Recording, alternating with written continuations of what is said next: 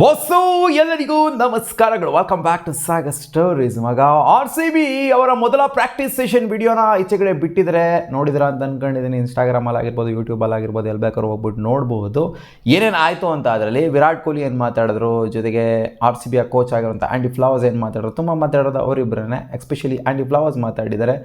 So ಹೊಸ ಪಿಕ್ಗಳನ್ನ ಮಾಡಿದ್ದೀವಪ್ಪ, ನಾವು ಸಖತ್ತಾಗಿ ಮಾಡ್ಕೊಂಡಿದ್ದೀವಿ ಆಕ್ಷನಲ್ಲಿ. ಆ್ಯಂಡ್ ಹಳೆ ಪ್ಲೇಯರ್ಸ್ಗಳು ಸುಮಾರು ಜನ ಇದ್ದಾರೆ. ಹೊಸ ಪಿಕ್ಗಳು ಅಂತ ಬಂದಾಗ ಸಖತ್ತಾಗಿ ಆಡುವಂಥ ಪ್ಲೇಯರ್ಸ್ಗಳೇ ನಾವು ಪಿಕ್ ಮಾಡಿದ್ದೀವಿ. ಕಾಕ್ಸ್ ಆಗಿರ್ಬೋದು, ಜೊತೆಗೆ ಇವಾಗ ಯಂಗ್ಸ್ಟರ್ಸ್ಗಳು ಬಂದಿದ್ದಾರಲ್ಲ ಅವರಾಗಿರ್ಬೋದು. ಇನ್ಫ್ಯಾಕ್ಟ್ ಕ್ರೆಡಿಟು ಕೂಡ ಕೊಟ್ಟಿದ್ದಾರೆ ಇವರಿಗೆ. ಯಾರಪ್ಪ ಅವರು ಗೆದ್ರಿಲ್ಲ, ಕನಿಷ್ಕು, ಜೊತೆಗೆ ಇನ್ನೊಬ್ಬರು ವಿಹಾನ್ ಮಲ್ಹೋತ್ರಾ. ಸೊ ಈ ಇಬ್ಬರು ಪ್ಲೇಯರ್ಸ್ಗಳಿಗೆ ಕ್ರೆಡಿಟ್ ಕೊಟ್ಟಿದ್ದಾರೆ. ಅಂಡರ್-19 ವರ್ಲ್ಡ್ ಕಪ್ನ ಗೆದ್ದಿದ್ದಕ್ಕೆ ಇನಿಷಿಯಲಿ ಸ್ಟಾರ್ಟ್ ಮಾಡಿದ್ದು ಅದೇ ಥರನೇ. ಅದಾದಮೇಲೆ ವಿರಾಟ್ ಕೊಹ್ಲಿ ಅವರು ಮಾತುಕತೆನ ಸ್ಟಾರ್ಟ್ ಮಾಡ್ಕೊತಾರೆ. ಗ್ರೂಪ್ ಡಿಸ್ಕಷನ್ ಆಗುತ್ತೆ. ವಿರಾಟ್ ಕೊಹ್ಲಿ ಹೇಳ್ತಾರಲ್ಲಿ, ನಾವು ಲಾಸ್ಟ್ ಸೀಸನ್ ಗೆದ್ದಿದ್ದೀವಿ. RCB ಲಾಸ್ಟ್ ಸೀಸನ್ ಗೆದ್ದಿದೆ ಅಂತಂದರೆ ಬರೀ ಲಾಸ್ಟ್ ಸೀಸನ್ ಮಾತ್ರ ನಾವು ಸಿಕ್ಕಾಪಟ್ಟೆ ಎಫರ್ಟ್ ಹಾಕಿದ್ದೀವಿ ಅಂತಲ್ಲ. ಆ ಒಂದು ಟ್ರೋಫಿನ ಗೆಲ್ಲೋದಕ್ಕೆ ನಾವು ಕಳೆದ 2-3 ವರ್ಷದಿಂದ ಸಿಕ್ಕಾಪಟ್ಟೆ ಎಫರ್ಟ್ ಹಾಕ್ತಾಯಿದ್ವಿ. ಆ್ಯಂಡ್ ಅದು ಆಯಿತು ನಮಗೆ. ಸೊ ಈ ವರ್ಷ ನಾವು ಗೆಲ್ಲಬೇಕು ಅಂತಂದರೆ ಅದು ಆಗಿದೆ. ಆ ಸೀಸನ್ ಹಿಂದೆ ಆಗಿದೆ. ಬಟ್ ಈ ಸೀಸನ್ ನಾವು ಗೆಲ್ಲಬೇಕು ಅಂತಂದರೆ ಅದೇ ಒಂದು ಇದಿರಬೇಕು, ಅದೇ ಒಂದು ಫ್ಲೋ ಇರಬೇಕು, ಅದೇ ಒಂದು ವೈಬ್ ಇರಬೇಕು. ನಮ್ಮ ಎಗೇನ್ಸ್ಟು ಸಿಕ್ಕಾಪಟ್ಟೆ ಹಾಡಾಗಿ ಬರ್ತಾರೆ.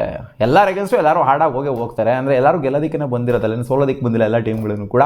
ಸೊ ಹಾರ್ಡಾಗಿ ಬರ್ತಾರೆ. ವಿರಾಟ್ ಕೊಹ್ಲಿ ಇರೋದೇನು ಅಂತಂದರೆ ನಾವೇನೋ ಅನ್ಕೊತೀವಿ ಅದೇ ಏನೋ ಆಗುತ್ತೆ. ಸಿಕ್ಕಾಪಟ್ಟೆ ಹಾರ್ಡಾಗಿ ಬರ್ತಾರೆ ಟೀಮ್ಸ್ಗಳು ನಮ್ಮ ಮೇಲೆ ಅಂತ ಹೇಳಿದರೆ. ಆ್ಯಂಡ್ ಒಂದು ಕ್ಷಣನೂ ಕೂಡ ಇಲ್ಲಿ 2.5 ತಿಂಗಳು ಏನು ನೀವು ಎಸ್ಪೆಷಲಿ ಈ ಒಂದು ಪ್ರಾಕ್ಟೀಸ್ ಟೈಮ್ ಏನಿದೆ, ಇನಿಷಿಯಲ್ ಟೈಮ್ ಏನಿದೆ, ಸೊ ಇಲ್ಲಿ ನೀವು ಒಂದು ಕ್ಷಣನೂ ಕೂಡ ವೇಸ್ಟ್ ಮಾಡೋ ಆಗಿಲ್ಲ.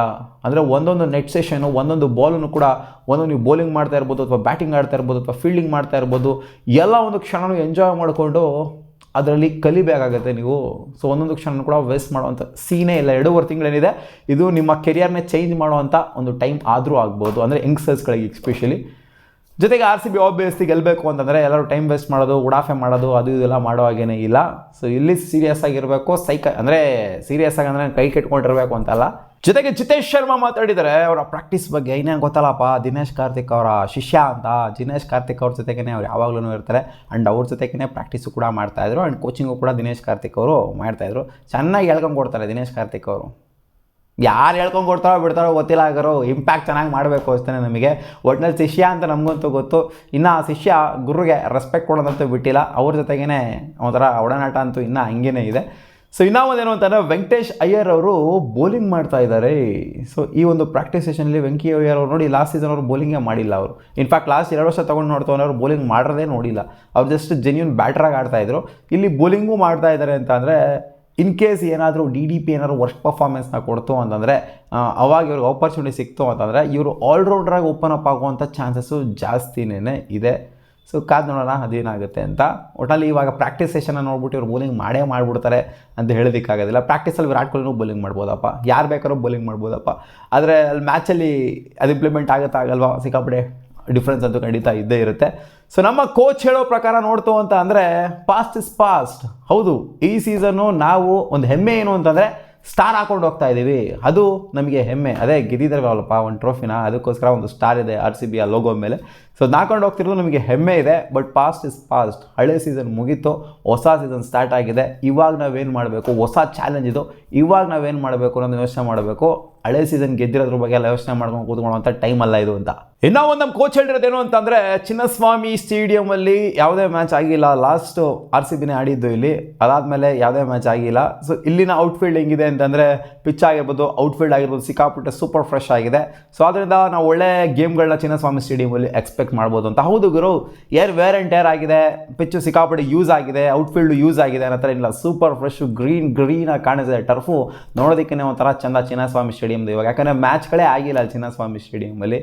ಸೊ ಅದಕ್ಕೋಸ್ಕರ ಹೇಳಿದರೆ ಹೋಪ್ಫುಲಿ ಸೈಕ್ ಮ್ಯಾಚ್ಗಳನ್ನ ಎಕ್ಸ್ಪೆಕ್ಟ್ ಮಾಡ್ಬೋದು ಈ ಸೀಸನು ಅಂತ. Some of the established player led by Virat and captain Rajat Patidar, ಜೊತೆಗೆ ಇಂಟ್ರೆಸ್ಟಿಂಗ್ ಪ್ಲೇಯರ್ಸ್ಗಳನ್ನ ನಾವು ಪಿಕ್ ಮಾಡ್ಕೊಂಡಿದ್ದೀವಿ. ಹಳೆ ಪ್ಲೇಯರ್ಸ್ಗಳ ಜೊತೆಗೆ ಹೊಸ ಪ್ಲೇಯರ್ಸ್ಗಳನ್ನ ಇಂಟಿಗ್ರೇಟ್ ಮಾಡ್ತಾ ಇದ್ದೀವಿ ನಾವು ಇವಾಗ. ಆ ಒಂದು ಫೇಸಲ್ಲಿದ್ದೀವಿ. ಸೊ ಚೆನ್ನಾಗಿ ಪ್ರಾಕ್ಟೀಸ್ ಸೆಷನ್ ಬಗ್ಗೆ ಏನು ಅಷ್ಟೇನಾಗಿ ಬಿಟ್ಕೊಂಡ್ಬಿಟ್ಟಿಲ್ಲ. ಯಾರು ಹೆಂಗೆ ಆಡ್ತಾ ಇದ್ದಾರೆ ಅದು ಇದು ಅಂತೆಲ್ಲ. ವಿರಾಟ್ ಕೊಹ್ಲಿ ಭುವನೇಶ್ವರ್ ಕುಮಾರ್ಗೆ ಆಡ್ತಾ ಇರೋದನ್ನ ತೋರಿಸ್ತಾರೆ. ಭುವನೇಶ್ವರ್ ಕುಮಾರಿಗೆ ಸರಿಯಾಗಿ ಹೊಡಿತಾ ಇರೋದನ್ನ, ಇದನ್ನು ವಿಜುವಲ್ಸ್ನ ತೋರಿಸ್ತಾರೆ. ಜೊತೆಗೆ DDP ಬ್ಯಾಟಿಂಗ್ ಆಡ್ತಿರೋದನ್ನ ತೋರಿಸ್ತಾರೆ. ಆ್ಯಂಡ್ ದಿನೇಶ್ ಕಾರ್ತಿಕ್ ಸಖತ್ತಾಗಿ ಆಡ್ತಾ ಇದೆಯಾ ಮಗ ಅಂತ DDPಗೆ ಹೇಳ್ತಾ ಇರೋದನ್ನ ಕೂಡ ನೋಡಿದ್ವಿ. ಸೊ DDP ಮತ್ತು ವಿರಾಟ್ ಕೊಹ್ಲಿ ಅವ್ರದ್ದು ಅಷ್ಟೇ ಬಿಟ್ಕೊಂಡು ಕೊಟ್ಟಿರೋದು ಬ್ಯಾಟಿಂಗ್ ರಿಲೇಟೆಡು. ಇನ್ನೇನು ಯಂಗ್ಸ್ಟರ್ಸ್ಗಳೆಲ್ಲ ಬೌಲಿಂಗು ಕೂಡ ಮಾಡಿದ್ದಾರೆ.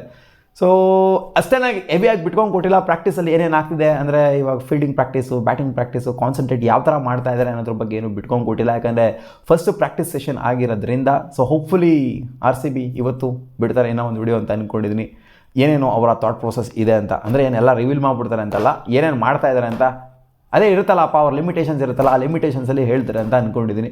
ನೋಡೋಣ ಏನು ಮಾಡ್ತಾರೆ RCB ಅಂತ. ಮತ್ತೆ ಸಿಗುವ ಮುಂದಿನ ವಿಡಿಯೋದಲ್ಲಿ. ಇದಿಷ್ಟು ಆಗಿತ್ತು RCB first practice session related update ಕನ್ನಡದಲ್ಲಿ.